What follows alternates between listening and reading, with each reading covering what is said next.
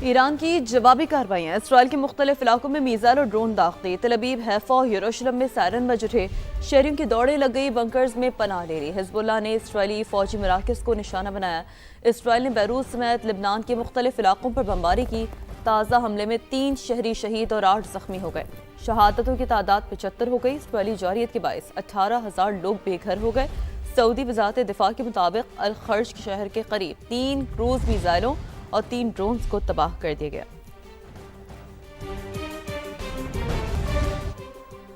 بھارت میں بحری مشقوں سے واپس آنے والے ایرانی جنگی جہاز کو امریکہ نے بحر ہند میں ڈبو دیا۔ ایرانی نیوی کے فریگیٹ کو بھارتی حدود سے بین الاقوامی پانیوں میں پہنچتے ہی نشانہ بنایا گیا۔ تباہ ہونے والے جہاز سے پیغام ملنے پر شری لنکن نیوی مدد کے لیے پہنچ گئی۔ بھارت خاموش تماشائی بنا رہا۔ شری لنکن نیوی کے مطابق ریسکیو ٹیم پہنچنے تک جہاز ڈوب چکا تھا۔ 30 زخمی اہلکاروں کو اسپتال منتقل کیا گیا۔ سرچ آپریشن کے دوران 87 لاشیں ملی ہیں جو بحری جہاز کے عملے کی ہو سکتی ہیں۔ شری لنکا کی وزارت دفاع کا کہنا ہے کہ جہاز پر 140 افراد سوار تھے، دیگر کی تلاش جاری ہے۔ امریکی وزیر دفاع پیٹ ہیگسیت نے ایرانی بحری جہاز ڈبونے کا اعتراف کر لیا۔ کہا ایرانی نیوی سمجھ رہی تھی وہ بین الاقوامی پانیوں میں محفوظ ہے۔ دوسری جنگ عظیم کے بعد دشمن کے جہاز کو ٹارپیڈو سے ڈبونے کا یہ پہلا واقعہ ہے۔ ٹرمپ کے قتل کی سازش کرنے والے ایرانی کو ہلاک کر دیا۔ امریکی انٹیلیجنس دیکھ رہی ہے کہ ایران میں خامنائی کے بعد کون آئے گا، پھر دیکھیں گے کہ کیا ہوتا ہے۔ وائٹ ہاؤس کی ترجمان کیرولائن لیوٹ کی نیوز بریفنگ۔ کہا آبنائے ہرمز پر ایرانی گرفت جلد ختم کرنے جا رہے ہیں۔ امریکہ خود آبنائے ہرمز میں آئل ٹینکرز کی نگرانی شروع کرے گا۔ امریکی ٹی وی نے دعویٰ کیا ہے کہ کرد ملیشیا نے ایرانی سرحد کے قریب زمینی کارروائی شروع کر دی ہے۔ امریکی میڈیا کا کہنا ہے کہ ایرانی وزیر خارجہ عباس عراقچی نے کرد رہنما کو فون کیا جس میں انہوں نے کسی تیسرے فریق کو صورتحال کا فائدہ اٹھانے نہیں دیں گے۔ یہ کہا پاسداران انقلاب کی جانب سے کرد ملیشیا پر میزائل حملوں کا دعویٰ کیا گیا ہے۔ عرب لیگ نے ایران کی جانب سے ہمسایہ ممالک پر حملے عالمی قوانین کی خلاف ورزی قرار دے دیے ہیں۔ عرب لیگ کے سیکرٹری جنرل احمد ابو الغیث نے کہا ہے کہ ایران کے عرب ممالک پر حملوں میں شدید تشویش ہے۔ ان حملوں سے ایران اور عرب ممالک کے تعلقات پر گہرا اثر پڑے گا۔ ان کا مزید کہنا تھا کہ ایران کے بحران کو دوسرے ممالک پر حملے کا جواز نہیں بنایا جا سکتا۔ دوست ممالک پر حملہ کرنے کی کوئی قابل قبول وجہ نہیں۔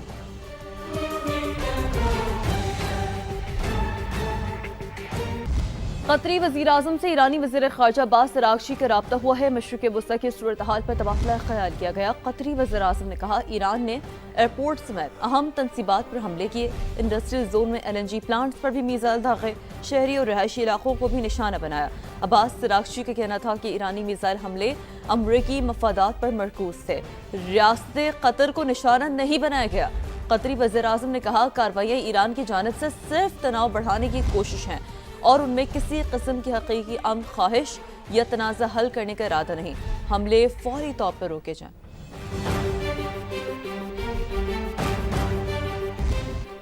امریکی اور صہیونی فوجی جارحیت نے ہمارے لیے اپنے دفاع کے سوا کوئی راستہ نہیں چھوڑا۔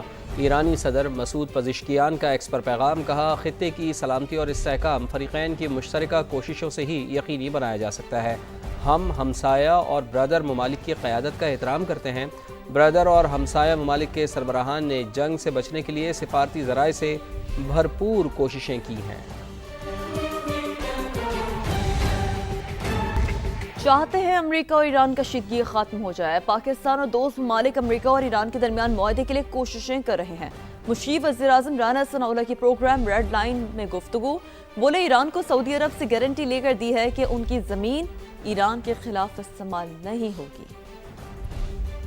سب سے پہلی بات تو یہی ہے کہ کسی طرح سے جو ہے وہ ایگریمنٹ ہو جائے جس کے نتیجے میں ایران جو ہے وہ اس تباہی سے بچے، امریکہ جو ہے وہ پیچھے ہٹ جائے۔ وہ ایگریمنٹ جس کے متعلق امریکہ یا پریزیڈنٹ ٹرمپ کہہ رہے ہیں کہ جی وہ کیونکہ نہیں ہوا تو اس لیے ہم حملہ آور ہو رہے ہیں، تو وہ ارینجمنٹ جو ہے وہ ہو جائے۔ اس کے اوپر نہ صرف ہم کر رہے ہیں بلکہ ہمارے کچھ دوست ممالک بھی جو ہے وہ اس بارے ترکی بھی ہے اس میں؟ جی بالکل، پرائم منسٹر کی بات ہوئی ہے پریزیڈنٹ طیب اردگان سے، تو وہ بڑی حوصلہ افزا اور بڑی یعنی پر امید ہے، اور اس میں کچھ ممالک جو ہیں وہ نیگیٹو اپنا شیطانی کردار بھی ادا کر رہے ہیں۔ خلیجی ممالک کے دوران جو معاملات ہیں یہ بہت زیادہ یعنی جو ہے وہ باعث پریشانی ہے۔ اس کے اوپر سعودی عرب اور ایران کے درمیان ایک ارینجمنٹ ہوا ہے۔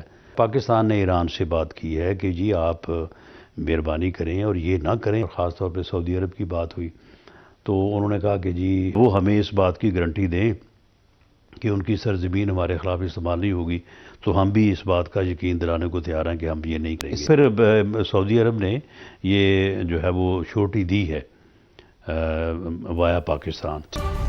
نائب وزیر اعظم وزیر خارجہ اسحاق ڈار کے سفارتی سرگرمیاں جاری، ایرانی سفارت خانے کا دورہ، تعزیتی کتاب میں تاثرات درج کیے، جبکہ ترک کا مصری وزرائے خارجہ سے ٹیلی فونک رابطوں میں مشرق وسطی کی کشیدہ صورتحال پر تبادلہ خیال کیا گیا۔ ترجمان دفتر خارجہ کے مطابق نائب وزیر اعظم وزیر خارجہ اسحاق ڈار نے اسلام آباد میں ایرانی سفارت خانے کا دورہ کیا۔ اسحاق ڈار نے ایرانی سپریم لیڈر آیت اللہ خامنائی کی شہادت پر تعزیت کی، سوگوار خاندان اور ایرانی قوم سے دلی تعزیت کا اظہار کرتے ہوئے کہا غم کی اس گھڑی میں ایرانی عوام کے ساتھ ہیں۔ ترک ہم منصب حاکان فدان سے ٹیلی فونک رابطہ کیا، دونوں وزراء خارجہ نے مشرق وسطی کی کشیدہ صورتحال پر تفصیلی تبادلہ خیال کیا۔ مصری وزیر خارجہ سے بھی ٹیلی فونک گفتگو کی گئی، دونوں رہنماؤں نے علاقائی امن و سلامتی کے لیے تعمیری مشاورت جاری رکھنے کا اعادہ کیا۔ ایران پر اسرائیلیوں نے حملہ کر کے مسلمان قوتوں کو للکارا ہے۔ اسرائیل سے کہتا ہوں کہ پوری دنیا کے مسلمانوں کو نہ چھیڑو، ہم سب مل کر تمہیں نہیں چھوڑیں گے۔ گورنر سندھ کامران ٹیسوری کی کراچی میں گفتگو، کہا بھارت نے ہمیں چھیڑا، اسے دنیا میں کہیں کا نہیں چھوڑا۔ افغان طالبان بھی اپنی کمی گاہیں چھوڑ کر بھاگ رہے ہیں۔ ایران پر یہودیوں نے، اسرائیلیوں نے حملہ کر کے ایک بار پھر مسلمان قوتوں کو للکارا ہے۔ میں کہتا ہوں کہ اسے نہ چھیڑو، اگر چھیڑو گے تو ہم سب مل کر تمہیں چھوڑیں گے نہیں۔ جب بھارت نے ہمیں چھیڑا تو ہم نے اسے بھی نہیں کہیں کا چھوڑا۔ ہم نے وہ مزہ چکھایا ہے افغان میں موجود دہشت گردوں کو کہ وہ بھی اپنی تمام جو کمین گاہیں تھیں انہیں چھوڑ کر بھاگ نکلے۔ اہم ترین اپڈیٹ یہ ہے، پیٹرولیم قیمتوں کی 15 دن کے بجائے ہفتہ وار جائزہ لینے کی تجویز سامنے آ رہی ہے۔ حکومت کا پیٹرول اور ڈیزل کی قیمتوں پر ہنگامی اقدامات کا یہ اہم فیصلہ ہے۔ وفاقی وزیر خزانہ محمد اورنگزیب کی زیر صدارت اجلاس ہوا، تیل کی بڑھتی عالمی قیمتوں اور سپلائی کی صورتحال کا جائزہ لیا گیا۔ اب نئے ہرمز کی بندش سے تیل کی ترسیل متاثر ہوئی، اجلاس کو بریف کیا گیا۔ پی ایس او نے پیٹرول اور ڈیزل کے نئے درآمدی ٹینڈرز جاری کر دیے۔ بریفنگ میں کہا گیا ملک میں پیٹرول اور ڈیزل کے وافر ذخائر موجود ہیں۔ حکام یہ کہہ رہے ہیں سعودی عرب سے متبادل روٹ کے ذریعے تیل فراہمی کی درخواست کی جا رہی ہے۔ تیل بردار جہازوں کے انشورنس اخراجات میں بڑا اضافہ ہو گیا ہے۔